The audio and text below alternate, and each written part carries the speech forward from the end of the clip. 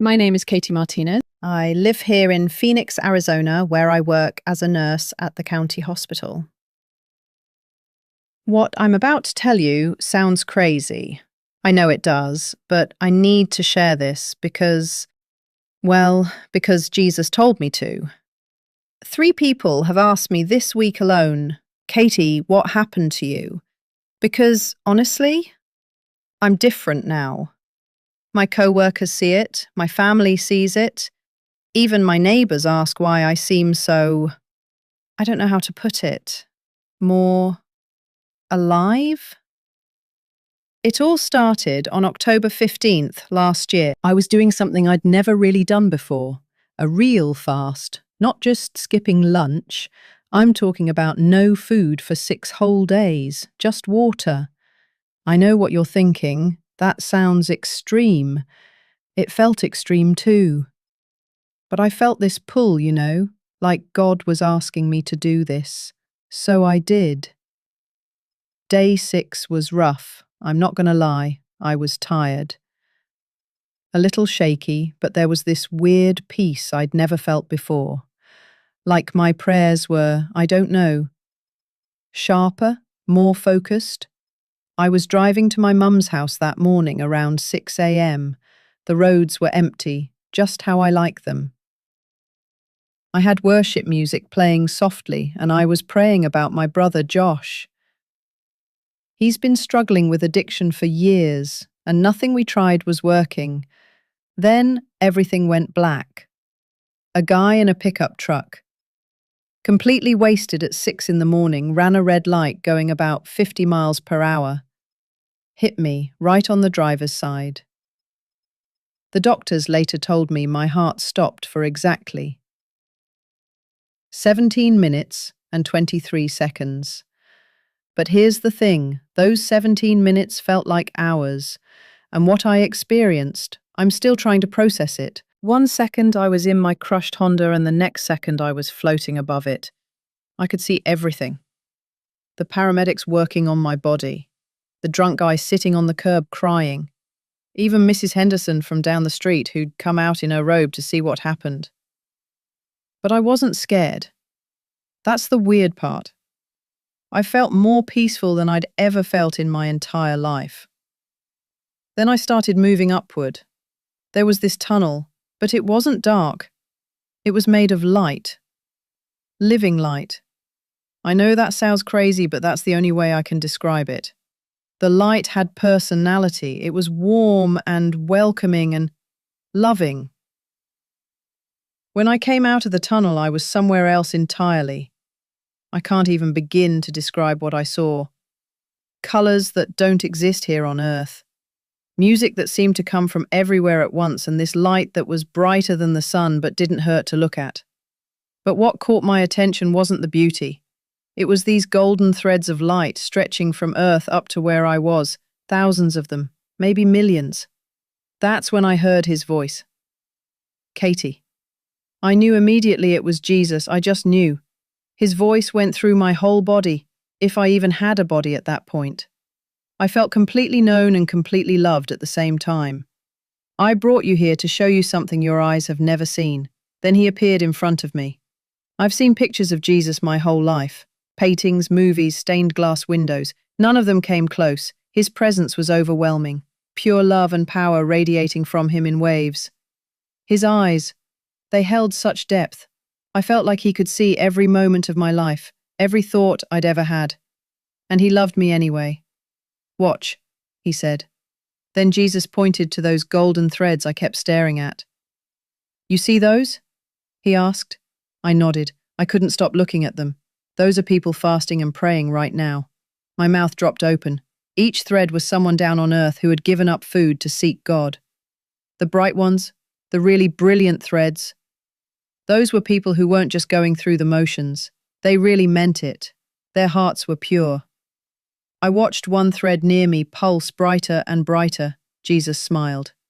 That's Margaret in Ohio, day 3 of her fast. She's praying for her grandson. Most of my children don't understand the power they have, Jesus explained. When you fast with the right heart, seeking me and my kingdom, you partner with heaven in ways you can't imagine. Then he showed me my own fast, the 6 days I'd been going without food. I watched as each day had created a clearer, stronger connection between heaven and earth. It was like watching a muscle grow stronger with each workout. But here's what really blew my mind. Jesus took me to this place he called the Halls of Time. I saw Moses during his 40-day fast when he received the 10 Commandments. But now I could see what was really happening in the spiritual realm.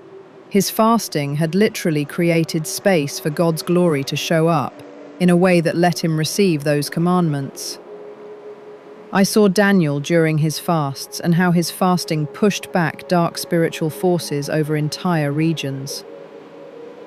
I saw countless people throughout history whose fasting had shifted spiritual atmospheres and changed events in ways they never knew about. Katie, Jesus said, I'm showing you this because my church is entering a season where understanding fasting will be crucial. The battles ahead can't be won through regular prayer alone. I paused. I didn't know what to say. Then he showed me something that made me cry. I saw what happened when groups of believers fasted together. It created what looked like spiritual storms of power. These combined fasts generated momentum that could shift entire atmospheres over cities and nations. But daughter, Jesus said, and his voice got more serious, not all fasting carries the same weight. He showed me different types of fasting. Fasting done for show or just out of religious duty had almost no spiritual impact. But fasting done with humility, real repentance, and a pure desire to get closer to God created powerful spiritual dynamics. Then he showed me something that surprised me even more. Fasting actually changes our spiritual DNA. When we fast, our spiritual senses get upgraded. Extended periods of fasting create new spiritual pathways that let us operate with greater discernment and spiritual authority, even after the fast is over. Many of my children see fasting as a way to get me to do something, Jesus explained. But fasting isn't about convincing me. It's about positioning yourself to partner with what I'm already wanting to do. When you fast, you tune your spiritual frequency to heaven's frequency. What Jesus showed me next was intense. I saw believers who were fasting, and they looked like they were wearing extra spiritual armor. Their prayers during fasting were like precise spiritual weapons, hitting their targets with increased accuracy and power. But there was a warning too. The enemy specifically targets people during fasting because he knows its power. Protection during fasting is crucial, Jesus said. Stay under the cover of my blood and my word. Don't fast in your own strength. Then Jesus showed me how fasting relates to spiritual authority. Each day of sincere fasting increased a believer's spiritual authority in prayer and warfare. It was like watching someone get promoted in heaven's army. Their words carried more weight, and their prayers had greater impact. Remember, Jesus said, this authority isn't earned, it's granted. Fasting positions you to carry greater authority, but the authority itself comes from me. One of the most beautiful things Jesus showed me was how fasting affects worship. During times of fasting, our worship carried a special fragrance in heaven. The sacrifice of fasting added something precious to our prayers and praise. When my children worship while fasting, Jesus explained, it creates a unique harmony with heaven's worship. Then he showed me something that made me understand why he'd called me to fast for my brother Josh. I saw how fasting breaks dark chains in the spiritual realm. These chains represented addictions, generational curses, spiritual oppression. When someone fasts and prays with faith and pure motives, these chains begin to weaken and break. For a second, I just cried.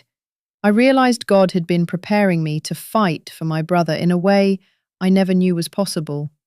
But then Jesus showed me something that brought me to tears again. Our fasting partners with his ongoing ministry of intercession. When we fast, we join him in his work in a special way, and this partnership brought him joy, actual joy. Katie, he said, When my children fast with pure hearts, it moves my heart. It's not about earning my love. You already have that fully. It's about partnering with my purposes in deeper ways. Jesus showed me how fasting creates spiritual bridges. These bridges connected different aspects of God's work, creating highways for His power to flow. Sometimes our fasting creates connections that God uses long after our fast is over. He showed me how fasting affects our spiritual inheritance too. As we fast, we clear away debris from wells of spiritual inheritance, letting those ancient springs flow again. Some people's fasting restores access to spiritual blessings that have been blocked for generations. Then Jesus showed me something about fasting and spiritual multiplication. When we fast with pure hearts, God often multiplies the spiritual impact beyond what we could imagine. One person's faithful fasting could affect an entire community, creating ripple effects that continue for generations. The spiritual impact of fasting often goes far beyond what you can see, Jesus explained. Sometimes the greatest fruit of your fasting will only be seen in eternity. He showed me how fasting relates to spiritual timing too. Sometimes God calls us to fast not for immediate breakthrough, but to prepare us for something He knows is coming. Fasting strengthens people spiritually before they even know they'll need that strength. In the times ahead, Jesus said, many of my children will need to learn to fast preemptively, not just in response to crisis, but in preparation for what I know is coming. As my time in heaven was ending, Jesus gave me one final understanding. We're entering times where understanding the power of fasting will be more important than ever. God is calling His people back to biblical fasting as preparation for the days ahead. Tell them what you've seen, Jesus commanded. Tell them that I'm calling my church back to biblical fasting. The time is short, and my people need to understand these truths. Just before everything began to fade, Jesus looked at me with such love that it felt like my spirit would burst.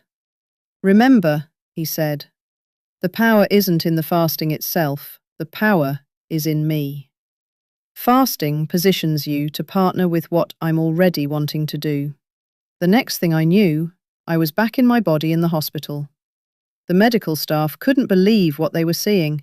Not only had I come back to life after being dead for over 17 minutes, but I had no brain damage or lasting effects from the trauma. The doctors called it a miracle. They were right, but they didn't know half of it. 3 months later, something even more incredible happened. I was in my bedroom, praying and fasting again, this time for 7 days. I wasn't in an accident this time. The doctors said I had an unexplained cardiac event. My heart stopped for 4 minutes and 12 seconds, but in those precious moments I was transported back to that realm of living light. Jesus was there again, His presence just as overwhelming as before. But this time, He seemed more like a friend eager to share a precious secret. Katie, He said, I've brought you back to show you the fruit of what you've learned. Suddenly I was shown a view of the spiritual impact that had occurred since I began sharing my testimony about fasting. I saw streams of light multiplying across the earth. Each light represented someone who had begun to understand and practice biblical fasting after hearing what Jesus had shown me. Watch, He said, and I saw people's lives changing, addictions breaking, healing happening, relationships being restored, all through the combined power of prayer and biblical fasting. What touched me most was seeing the intimate moments between these people and Jesus during their fasts. Each sacrifice of food had created special space for deep communion with Him. Do you see? Jesus asked. What I showed you wasn't just for you, it was for my beloved church. Every truth you've shared has planted seeds that are now bearing fruit. Then He showed me something that made me cry again. Every time someone applied these truths about fasting in their life, it created a ripple effect that impacted not just their life, but generations to come. These ripples were creating waves of revival, preparing the way for something greater. The days ahead, Jesus said, will require my people to walk in levels of spiritual authority they've never known before. What I showed you about fasting isn't optional. It's essential preparation for what's coming. He revealed how the corporate understanding of fasting was creating a new spiritual dynamic in his church. As more believers began to understand and practice biblical fasting, their combined spiritual authority was pushing back darkness in ways never seen before. "Tell them again," Jesus said, "but this time tell them with the authority of one who has seen the fruit. Tell them that I'm calling my church back to biblical fasting, not as a religious duty, but as preparation for the greatest outpouring of my Spirit they've ever seen." Just before everything faded, Jesus gave me one final message. Tell them that I'm not calling them to fasting to earn my love. They already have that completely. I'm calling them to fasting because I want to entrust them with my power. The darkness is increasing, but through prayer and fasting, my light in them will shine brighter still. When I returned to my body this second time, I knew with even greater certainty why God had allowed me to see these things. This second experience left me with an even deeper conviction. Jesus is calling his church to rediscover the power of biblical fasting, not as a way to manipulate God or earn his favor, but as a means of positioning ourselves to partner with heaven in these crucial times. My brother Josh, he's been clean for 8 months now.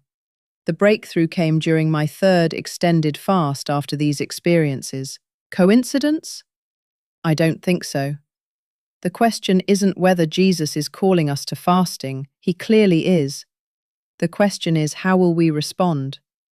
If you're listening to this, it's not by accident. Jesus is inviting you into a deeper understanding of fasting, not as a religious obligation, but as an opportunity for profound partnership with heaven. The spiritual realm is more real than anything we can see with our physical eyes. Through biblical fasting, we can partner with heaven in ways that will impact generations to come. The time is now. Jesus is calling, and he's waiting for his church to respond.